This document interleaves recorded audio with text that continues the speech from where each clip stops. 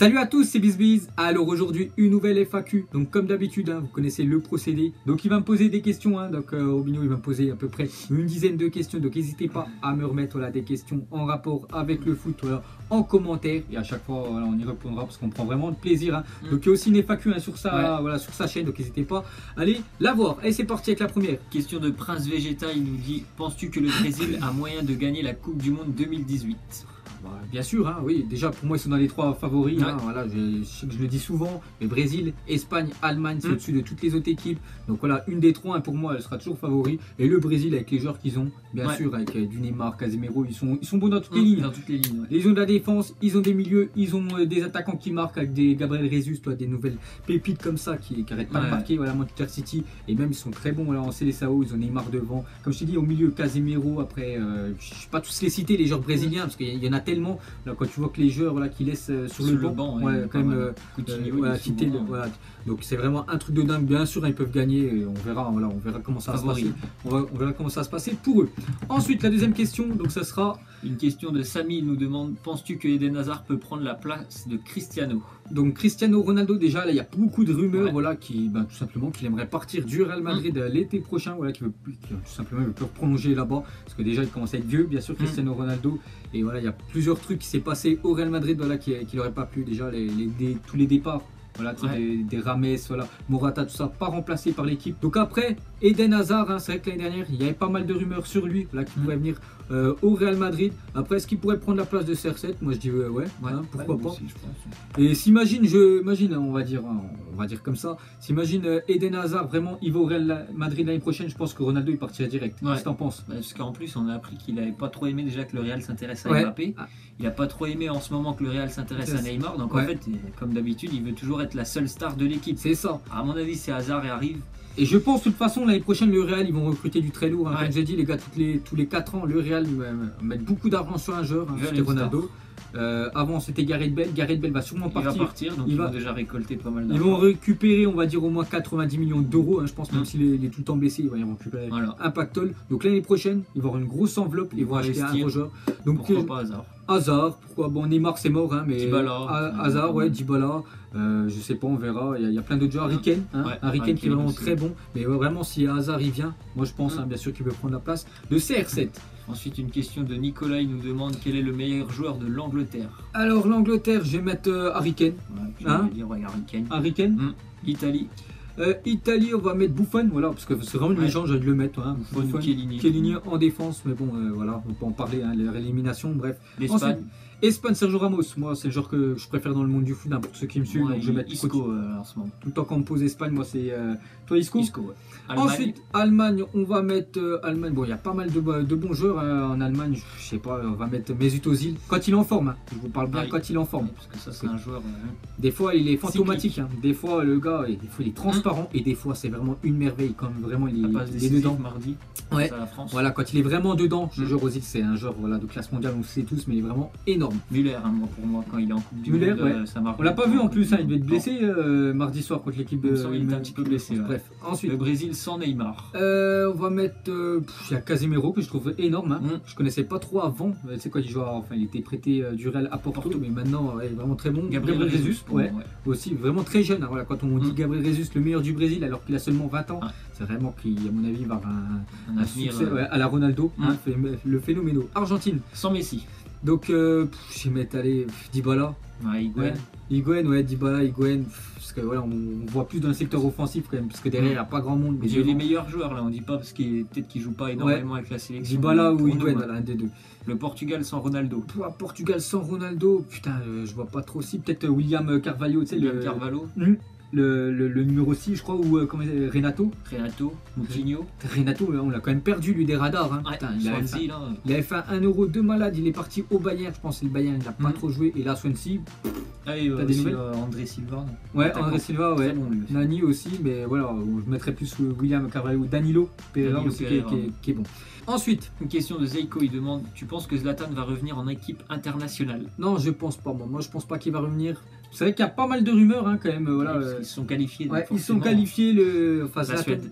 Plus je crois qu'ils n'étaient pas qualifiés en 2014. Non. Ouais, ils n'étaient pas qualifiés en 2014. Là, ils se qualifient. Non, ouais, il n'était pas là. Zlatan, ouais, enfin, il y a un an, il a dit qu'il avait mis un terme à sa carrière. Mais je pense pas qu'il va revenir. Voilà, il a son groupe, je pense, le sélectionneur suédois. Il veut pas en entendre parler, quoi. Ouais, bah oui, parce que ça craint un petit peu. Ça fait un an qu'il est parti, tout le monde parle de ça. Alors qu'ils ont quand même battu l'Italie, bah oui. dire aussi. Imagine, le gars, il a jamais joué, il vient alors que l'attaquant de la Suède, il se fait prendre sa place par Zlatan. Voilà. Alors, je pense, voilà. Ce serait mieux, voilà, il est vieux Zlatan, voilà, qui continue à jouer à Manchester, mais je pense pas que tu auras de retour à Zlatan avec la Suède. Ensuite, une question de frère vs sœur, il nous demande ton top 3 voilà, de tes nations favorites au foot. Donc, enfin, nation, bon, je l'ai déjà dit, hein, les gars, Brésil, Espagne et Allemagne. Perso, lui, il a dit Espagne, Argentine, Suisse. Peut-être parce qu'il est suisse, hein, parce que, voilà, favori, ça va être compliqué la Suisse. Hein. Après Argentine, pourquoi pas, tu peux les mettre dedans. Espagne, ouais, c'est normal. Et sinon, c'était surtout la deuxième question. Sinon, trouves-tu que Zidane aurait le niveau pour jouer en équipe de France à l'heure actuelle? Bah, bien sûr. Hein. En numéro 10, il serait magnifique. Hein. Juste, bon, je mettrais Antoine Griezmann, j'enlèverais Olivier Giroud, après ce serait mon choix.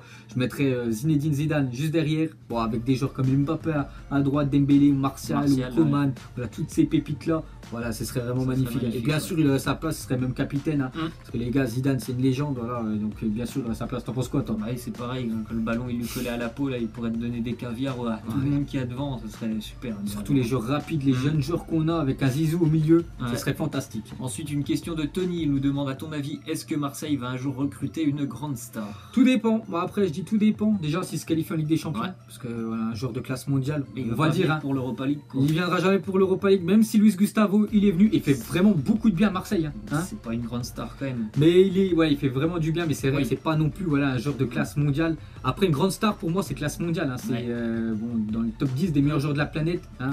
Après, c'est compliqué, Marseille, mais on est encore loin. Avec des champions. Après, surtout les gars, c'est l'argent. Hein. Voilà, s'ils ont beaucoup d'argent, je sais pas.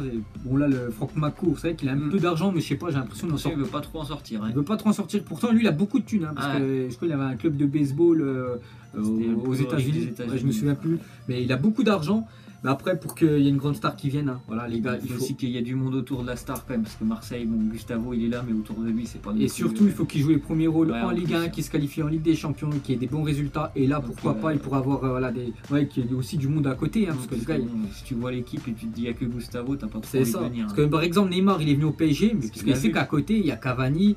Bon, Mbappé, il était toujours pas là, mais il sait qu'il y avait Di Maria, il y avait Draxler, il sait qu'il y a vraiment du monde. Il y a Thiago Silva, Marquinhos, Dani Alves qui avait signé un mois avant qu'il vienne. Donc c'est vraiment qu'il a joué avec des bons joueurs. Que Marseille, par rapport aux autres grosses équipes du top 10, on est vraiment très loin. Mais pourquoi pas, hein, un jour, parce que là dans les prochaines années, je sais pas.